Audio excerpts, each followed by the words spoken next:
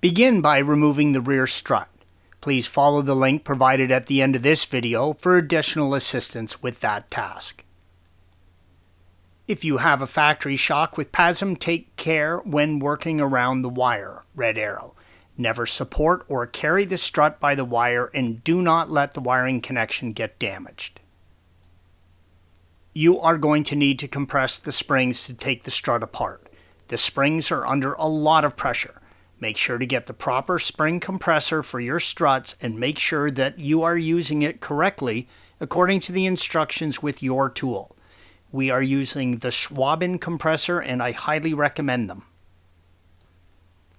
Before you take everything apart, take pictures or note the position of the mount and hat, red arrow.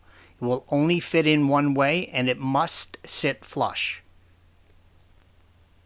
Place your spring compressor on the springs as demonstrated here and compress them until there is room between the upper spring and perch, red arrow.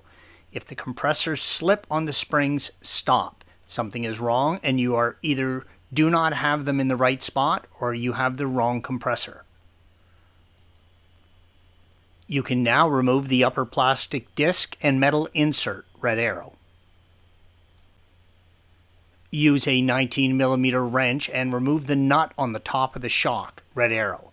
You can counterhold the shock using the studs on the upper hat. You can now remove the upper mount. The bonded rubber and metal puck are usually what fails, red arrow. Unfortunately, this part is not available separately and you must replace the complete mount. Note the cutout in the puck that fits into the mount. When reinstalling, the upper part of the mount must line up with the spring.